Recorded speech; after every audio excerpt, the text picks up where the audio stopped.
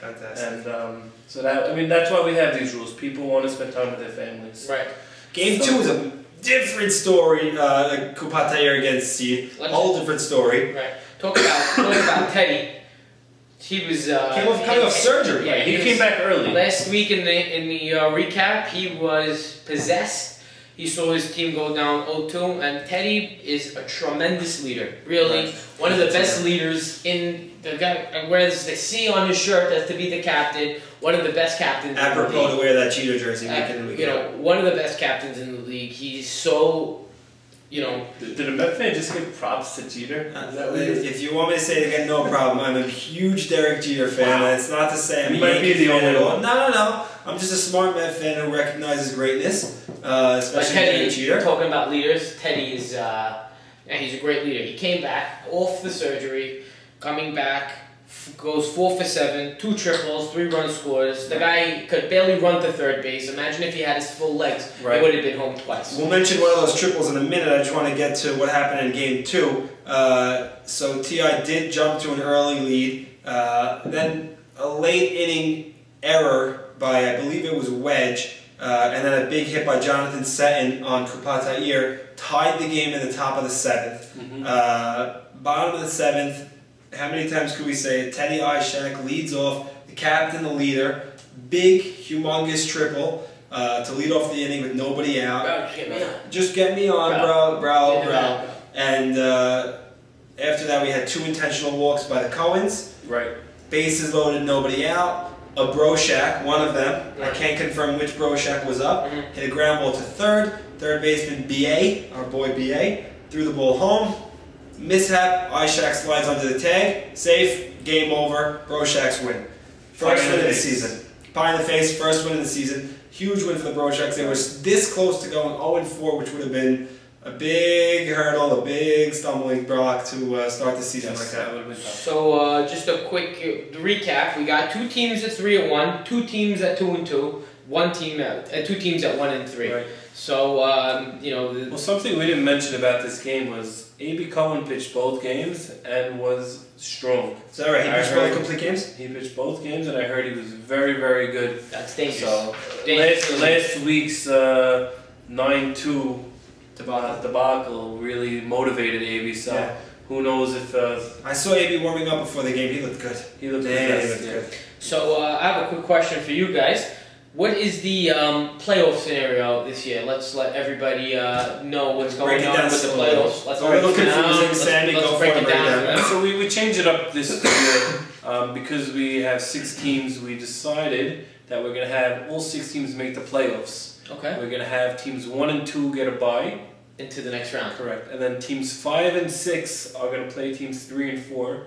But teams 5 and 6 need to win 2 games before teams 3 or 4 win 1. So basically, it's a 3-game series with team 3 and 4 starting off. It's a 2-game series, which could only be a 1-game series. Right. Well, technically the other way is a 3-game series with team 3 and team 4 with a 1-0 lead. 4 pitches even pitched. Right. Yes, exactly. So, you don't want to be in that 5 and 6 because there's tons of pressure. It's easy to say whoever makes the playoffs will just back our way like the Rangers did last week into the playoffs. They did bad. I'm a Ranger fan too, but I didn't know I was going to get that kind of slack. Back into the playoffs, and then you're in a hole down 1-0 in a 3-game series. That's not the way you want to do it this year in our league. Exactly. And then another exciting feature is the 1 seed will get to choose their opponent in the 2nd round. So that's something that could be exciting and so technically the 1 seed might not even choose the lower seed. They might pick a higher seed to play based on matchups, based on who might be not coming that week. So definitely a new spin onto the playoff, and I think that's great. Another great addition to the league this year. So that's another tremendous thing. Another thing I'd like to mention is with the donations. We've collected about 50 to 60% of the donations. Still a lot of guys that didn't put in their donations. We want to announce the total. We're expecting $3,000–4,000 for charities. We just need everyone to get in there, even if it's only a couple dollars. We want everyone to be part of it. So you guys know the website because you're on the website now, but I'll just repeat it. It's sysoftball.com. Top left, green letters. You can't miss it. Right. Alright. So that's it for the recaps. Basically, I just want to give a quick preview on next week's games. As we usually do. So Game 1, what do you got? Well, the game 1, you got the featured matchup of the year, Mala versus AB Cohen, which is always exciting to see those two square off. A rematch of last year's championship game. The last 2 years, if I'm not mistaken. Right, and it's like an old-timers day at the field, but you know what? These guys are such gamers that you won't even know so it. Last year with Ike Mala taking home the trophy and the Cy Young. 2 years ago with AB taking home the trophy. So with these two guys, they're fierce competitors, always going at it, and have a love for the game, and I think it's definitely the featured matchup. Oh, it's something definitely to keep your eye out for. I think they'll both pitch complete games no matter what. Yeah, I don't see any subs. That game's got a batters beware. Yeah. Batters beware. I just hope we finish early enough to catch the end of game 2 for them.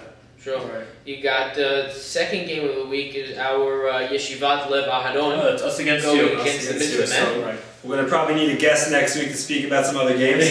We'll figure it out then. So it's going to be Ash against Esses next week. And I feel pretty confident about playing these guys. Yeah, sure. You know, let's see what happens. Alright, you're not so confident? No, I can move on to Seed versus Sephardic Food Fund. Zool against Teddy. Do you think Zool will show up this week? Which is also...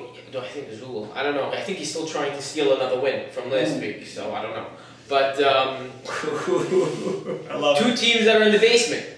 Both 1-3 teams. Right. So both, you know, a sweep by either one team gets you back at 500, put you right back into the middle of the pack. It puts the other pack. team in such a deeper hole. And the other team could be really make something like Mechji, you know, all the way down to the bottom, and that's definitely not where you want to be. So it's a huge week for both of those teams. Yes.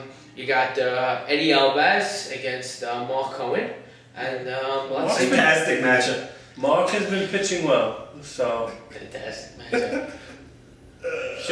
Sure. Whatever you say. But yeah, no, really, it's really a big week for both of those teams. Right. You definitely can't afford to lose another game, and that's pretty much it. But I guess that's a wrap here, huh? Yeah. All right. Thank you for tuning in to the BKS show. And we look forward to seeing you next week for more recaps and previews. And again, check us out on the website, sysoftball.com. And don't forget about shoof.com.